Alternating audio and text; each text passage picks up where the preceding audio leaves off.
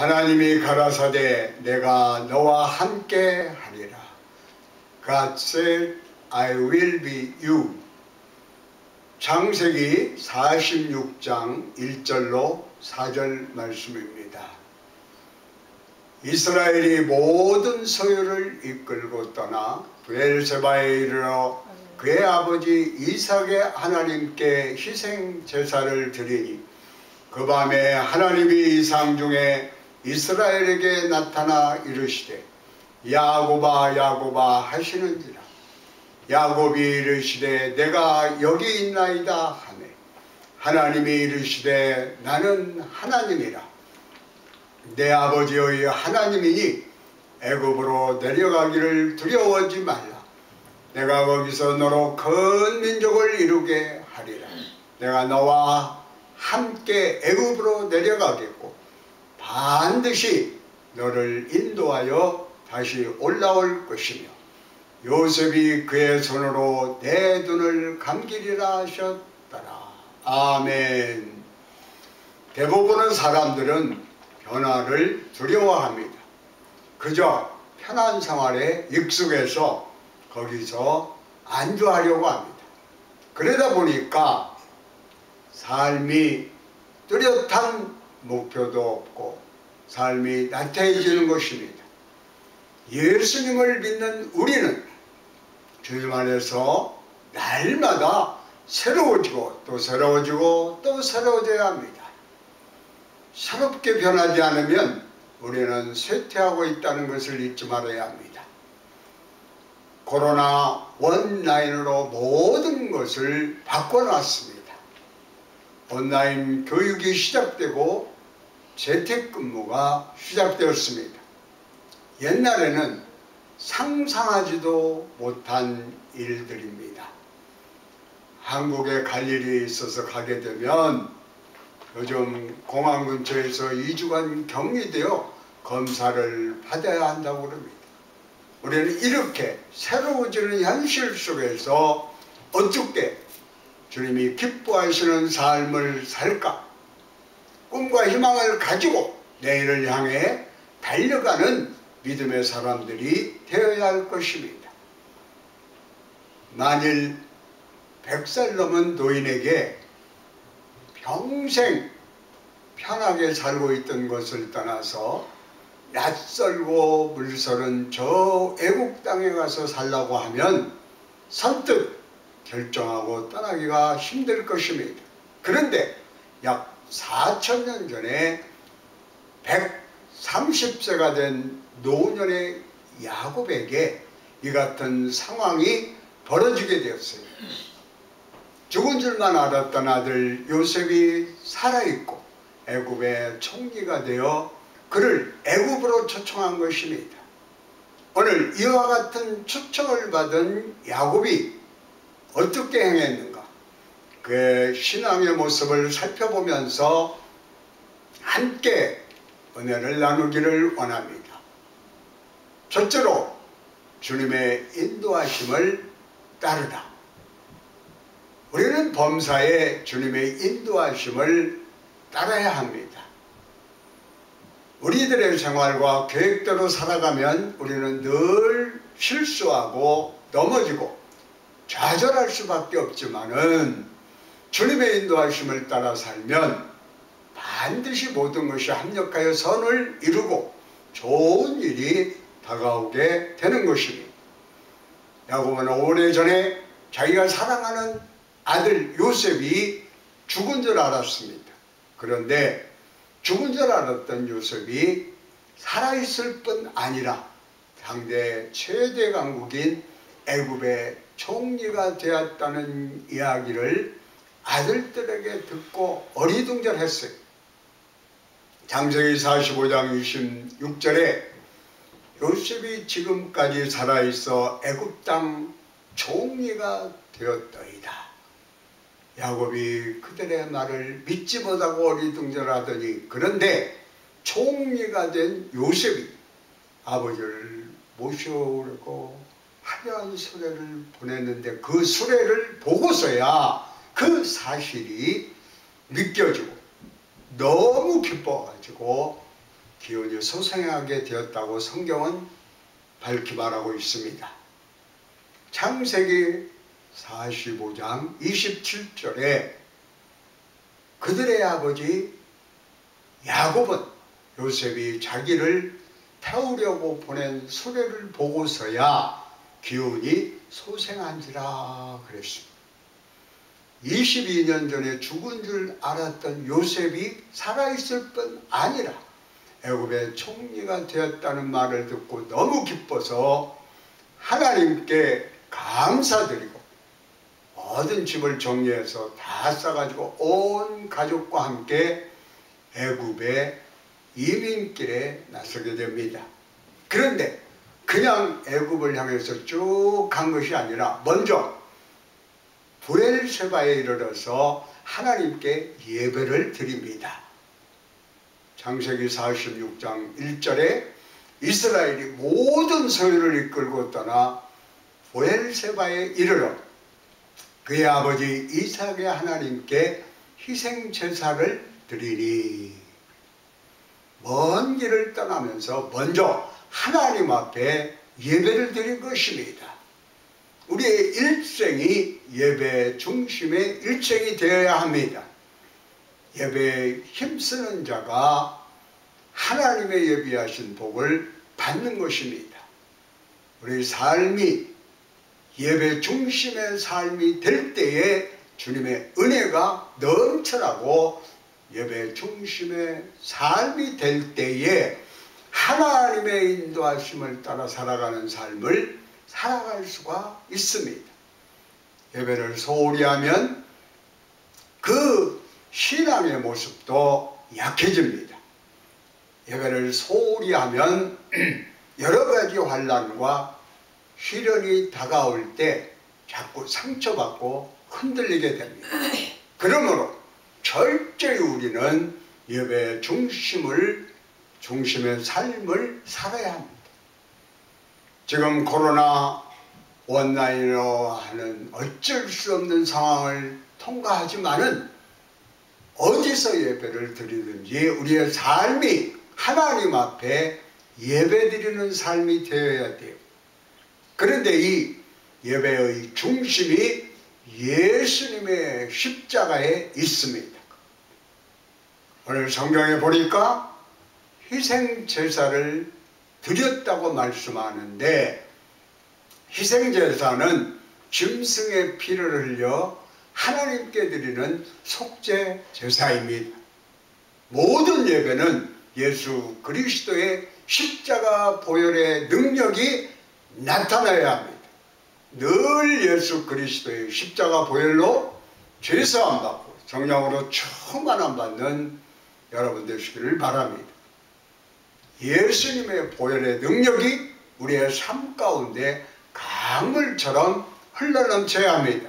우리가 날마다 죄사함 받고 우리 마음 가운데 염려, 근심, 걱정이 떠나가 주님의 평안함이 임하고 주님이 주시는 기쁨이 넘쳐나고 주님과 함께 동행할 때에 하나님의 큰 축복이 임하게 되는 것입니다. 그러므로 우리가 일정을 살아가는 동안 무슨 일을 계획하든지 무슨 일을 실행하기 그 전에 먼저 하나님 앞에 말씀과 기도의 제단을 쌓고 십자가의 은혜를 체험해야 돼요. 내 뜻대로 살아가면 실패와 절망이지만 주님 뜻대로 살아가면 은혜와 축복과 승리의 삶이 우리를 기다리고 있는 것입니다. 그렇게 되기 위해서는 철저하게 우리는 하나님 제일주의로 살아야 합니다. 늘 하나님의 뜻을 물어봐야 돼요. 어떻게 하나님의 뜻을 우리가 알 수 있습니까? 주야로 하나님의 말씀을 묵상하고 기도할 때에 우리가 주님의 뜻을 깨달아 알게 됩니다. 매일매일 말씀을 묵상하면서 주님 내게 말씀하여 주옵소서. 내가 주의 말씀에 순종하겠나이다. 그리고 그 말씀 부여잡고 기도하면 주님께서 우리의 길을 인도해 주십니다. 우리의 삶의 순서가 바로 되어야 돼요. 내 뜻과 내 계획에 앞서서 나가면 우리는 실패할 수밖에 없어요. 그러나 먼저 그의 나라와 그의 의를 구하면 놀라운 축복이 임하게 됩니다. 예수님께서 산상수훈을 통해서 말씀하셨는데, 그런즉 너희는 먼저 그의 나라와 그의 의를 구하라. 그러면 이 모든 것을 너에게 더하시리라고 마태복음 6장 33절에 말씀하고 있어요. 먼저 그의 나라와 그의 의를 구하면 우리가 구하는 모든 것을 다 더하여 주신다고 말씀하고 있습니다. 먼저 하나님의 나라가 임해야 합니다. 하나님의 통치하시는 하나님의 나라가 내 삶 가운데 임하고, 하나님의 의, 하나님의 뜻을 구할 때에 하나님께서 우리의 삶 가운데 놀라운 일을 계획하시고 그 일을 이루어 주십니다. 여러분, 개인의 왕국을 세우지 말기 바랍니다. 사람들이 인간의 왕국을 세우기 때문에 망합니다. 인간의 왕국은 교만과 죄로 뒤덮이는 왕국입니다. 인간의 왕국을 허물어 버리고 하나님의 왕국을 세우기 바랍니다. 나의 뜻을 앞세우지 말고 주의 뜻을 앞세우고 하나님의 영광을 위해 살아가는 여러분 모두가 되시기를 바랍니다. 야곱이 하나님께 희생제사를 드릴 때 그 밤에 하나님이 나타나셔서 축복의 말씀을 주셨습니다. 바로 성경 창세기 46장 2절입니다. 그 밤에 하나님이 이상 중에 이스라엘에게 나타나 이르시되 야곱아 야곱아 하시는지라. 야곱이 이르되 내가 여기 있나이다 하매, 그 밤에 하나님이 야곱에게 나타나셨어요. 야곱은 인생의 밤을 맞이할 때마다 하나님을 만났습니다. 형이 자기를 죽인다고 해서 그가 두려워 형을 피하여 먼 길을 갈 때 광야길에 피곤해 지쳐서 쓰러졌을 때 그 밤에 하나님을 만났습니다. 20년 후에 다시 돌아올 때 형이 400명의 군사를 이끌고 자기를 죽이려 온다고 하는 이야기를 들어 두려워 떨던 그 밤에 야복강 야르타에서 그는 하나님을 만났던 것입니다. 이제 언어도 풍습도 먹는 음식도 모든 것도 다 다른 애굽이라고 하는 전혀 미지의 세계로 그가 떠날 때에 그 밤에 하나님을 만난 것입니다. 염려, 근심, 걱정으로 가득해 있는 그에게 하나님이 찾아오셨어요. 인생의 밤은 외롭고 고달프고 힘든 시간입니다. 그러나 바로 그때가 주님을 만나는 시간이라는 것을 잊지 마시기 바랍니다. 누구에게나 인생의 밤이 다가옵니다. 코로나 원나잇을 통과하면서 많은 분이 인생의 밤을 맞이하여 절망 가운데 탄식하고 있습니다. 많은 자영업자, 수입이 없고 임대료는 나가야 하는데 빚은 쌓이고 경제적인 밤을 만나서 탄식하고 있습니다. 사업이 곤두박질하고 어떤 분은 육신의 건강이 망가져서 그 아픈 몸으로 절망의 밤을 맞이하기도 하고, 자녀가 갑자기 부모에게 대들고 이상하게 변해서 집을 나가기도 하고, 이러한 등등의 밤을 맞이하기도 합니다. 인생의 밤이 참으로 힘든 것입니다. 이렇게 어려움을 당하면 내 주변에 가까웠던 사람이 다 나를 떠난다고 하는 것입니다. 잘 될 때는 주변에 사람들이 많이 몰려 있는데 사업이 부도가 났다는 소식이 퍼지자마자 그때부터 사람이 발길을 끊습니다. 그가 잘 될 때, 권력의 자리에 있을 때는 문지방이 닿도록 사람들이 왔다 갔다 하던 썰물처럼 빠지기 시작합니다. 아무도 찾아오지 않아요. 빈집을 덩그러니 혼자 짓게 하는 그러한 외로움의 밤을 맞이하는 분도 있습니다.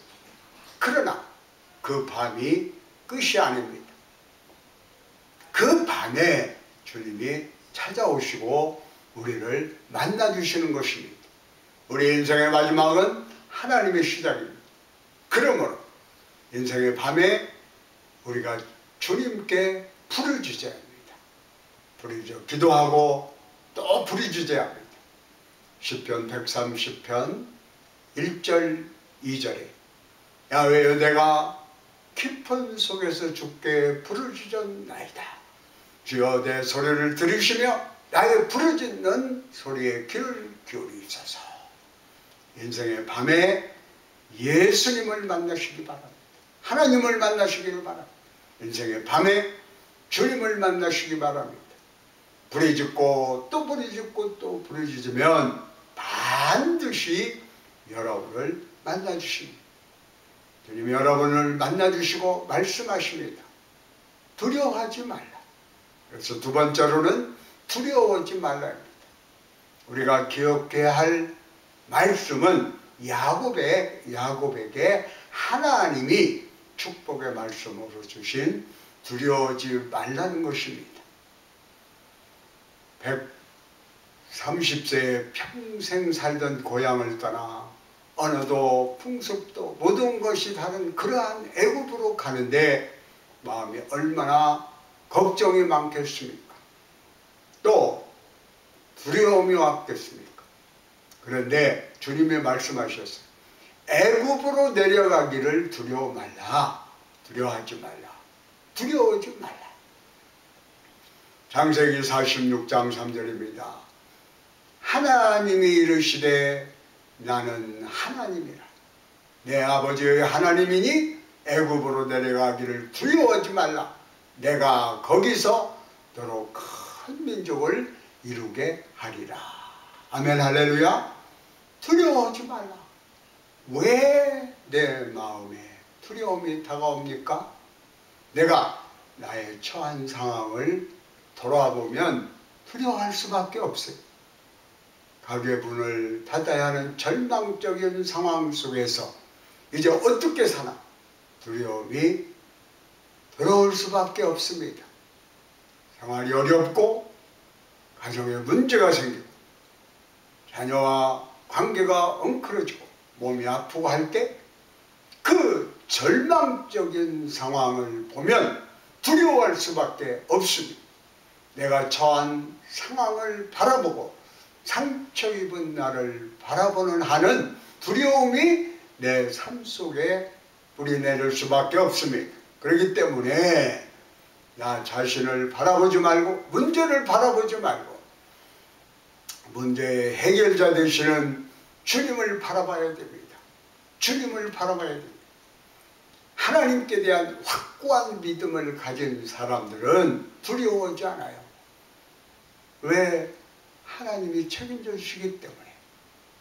하나님을 굳게 믿는 사람들은 어떠한 어려움이 와도 절대로 흔들리지 아니하고 믿음으로 전진하고 또 전진해 나가는 것입니다. 그러나 하나님을 믿고 의지하지 않기 때문에 두려움이 다가오고 염려, 근심, 걱정이 다가오고 내가 흔들리게 되고 내가 좌절하게 되는 것입니다.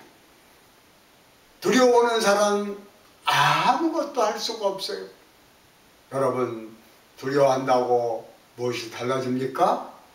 염려한다고 해서 무엇이 달라지나요? 염려할 시간에, 두려울 시간에, 스트레스를 받는 그 시간에 주님께 맡기고 기도하고 감사하며 나가시기를 바랍니다. 염려, 근심, 걱정, 스트레스가 쌓이면 기쁨도 사라지고 절망의 자리에 주저앉게 됩니다. 그러므로 내 마음 가운데 두려움이 자리 잡지 못하도록 강하고 담대한 믿음으로 마음을 부여잡고 이 절망을 내보내야 하는 것입니다. 그래서 잠언 4장 23절에 마음을 지키라 말씀하죠. 모든 지킬 만한 것 중에 더욱 내 마음을 지키라. 생명의 근원이 이에서 남이니라. 아멘 할렐루야. 마음을 단단히 지키시기 바랍니다. 자신이나 사람을 의지하면 문제가 더욱 커지고 근심이 더 깊어질 뿐인 것입니다. 그러나 문제 해결자 되신 주님만 믿고 바라보고 나가면, 큰 믿음의 사람이 되면 문제가 해결되고 하나님의 기적과 축복이 임하게 됩니다. 가나안 정복을 앞둔 여호수아에게 하나님이 말씀하셨어요. 마음을 강하게 하고 담대하라.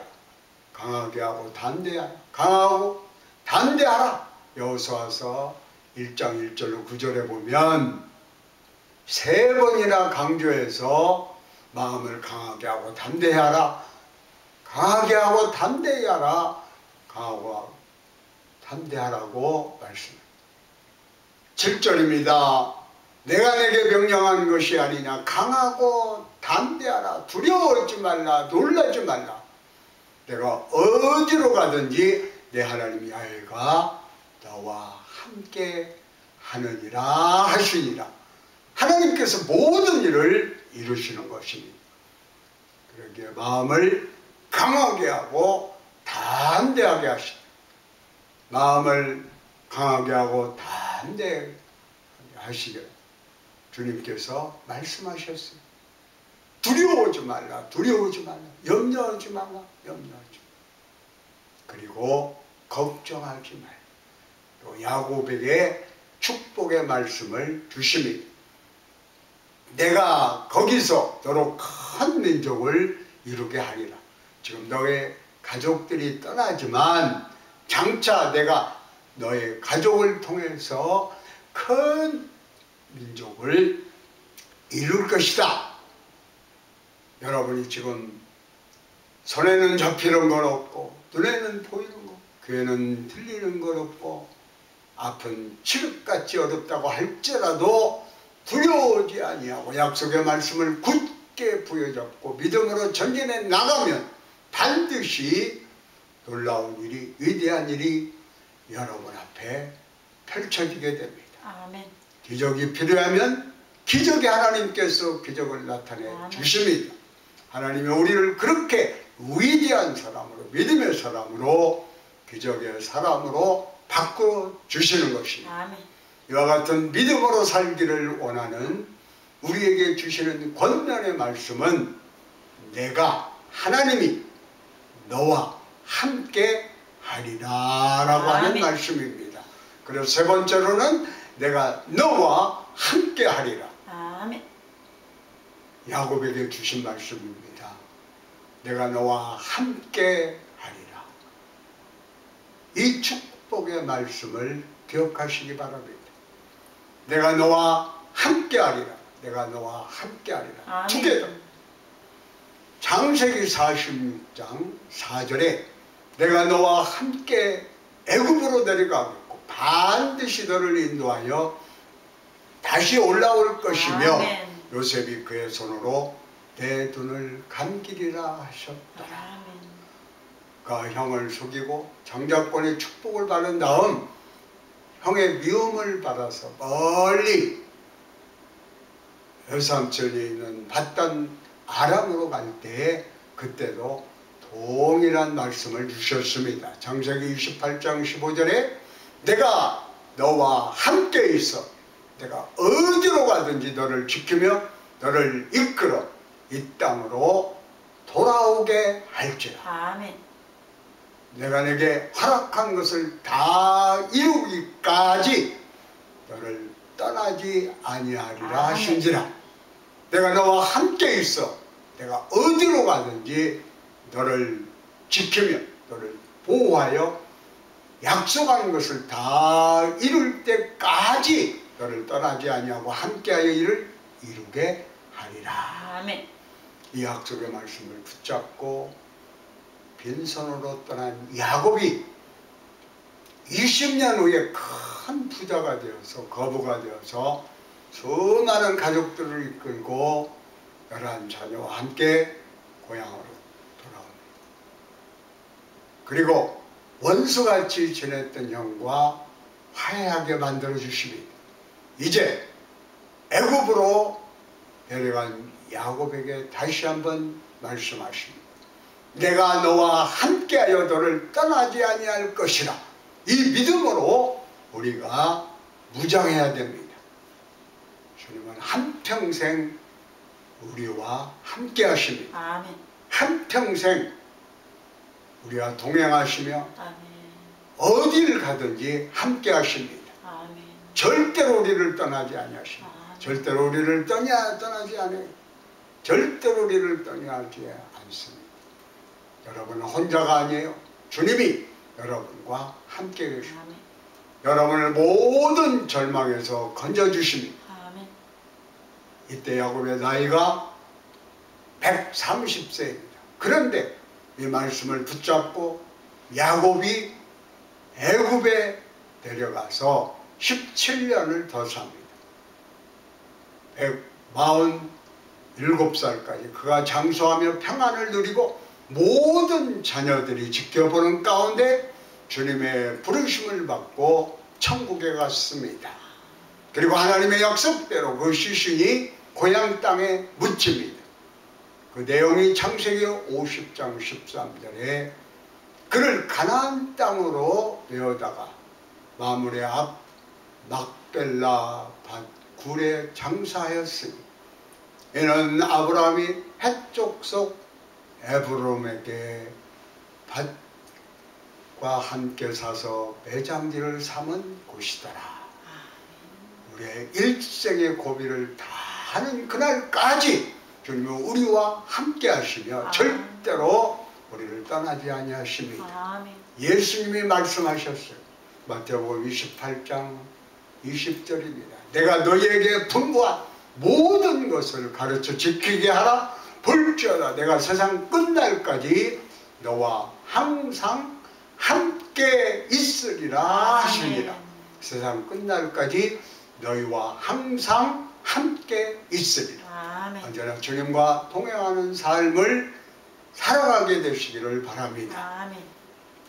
찬송가 499장 저 장미꽃 위에 있을 가사도 좋고 참 은혜로운 찬송입니다. 함께 하십시다. 저 장미꽃 위에 있을 아직 맺혀 있는 그때 귀에 은은히 소리 들리는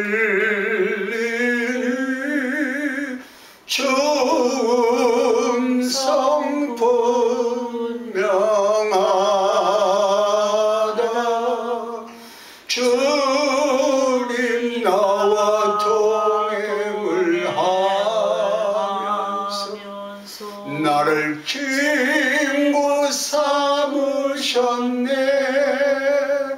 우리 서로 받은 그 기쁨은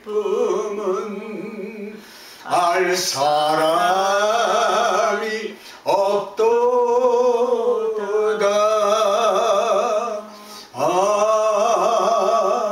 아멘. 할렐루야.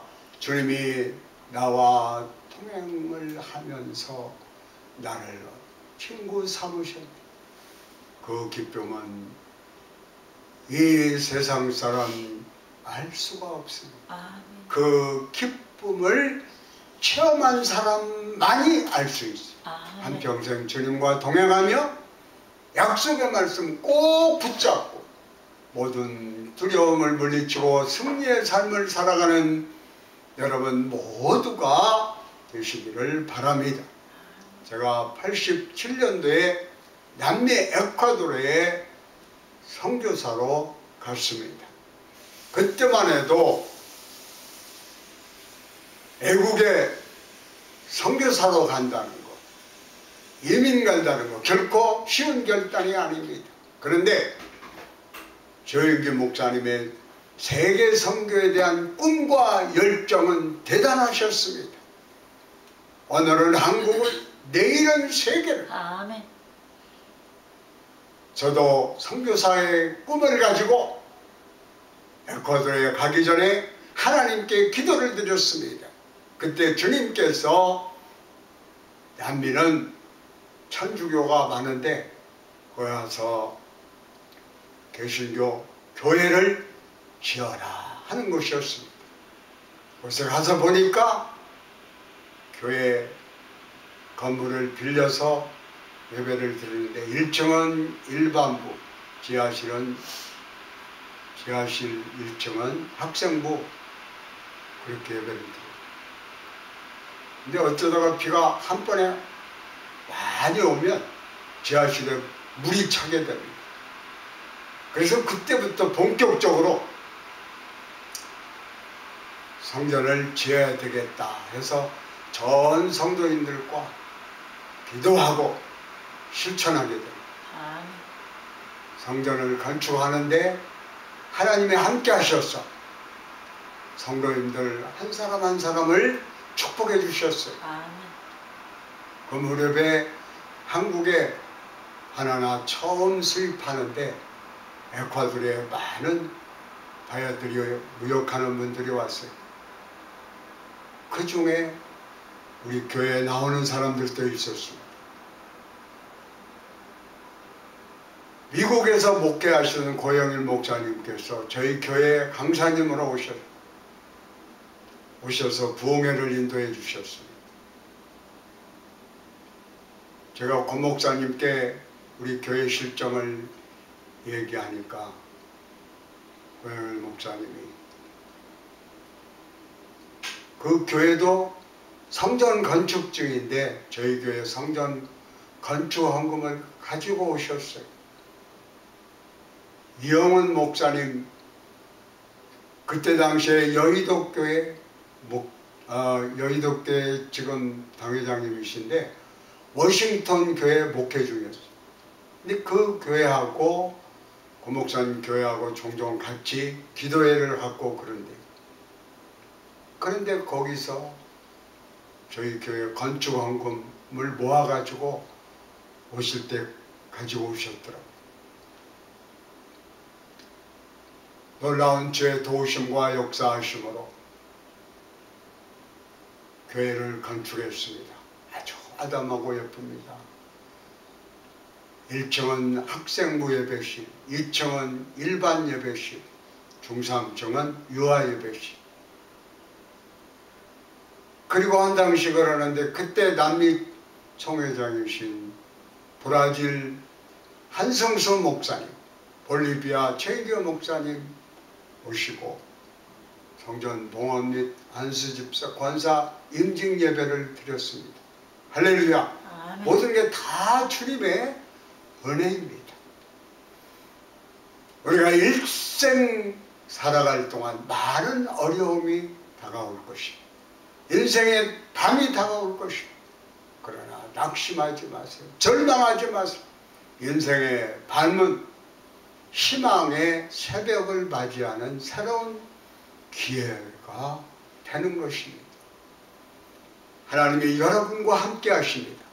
절대로 여러분을 떠나지 아니하시고 기도가 더디 응답된다고 포기하지 말고 응답될 때까지 기도하고 또 기도하고 또 기도해서 반드시 응답받고 주님의 기적을 체험하시기 바랍니다. 아멘. 두려워하지 말라. 내가 너와 함께하리라. 내가 너를 떠나지 아니하리라. 이 약속의 말씀 붙잡고 한평생 믿음으로 승리한 삶 살아가는 여러분 모두가 되시기를 주의 이름으로 축원합니다. 아멘. 아멘.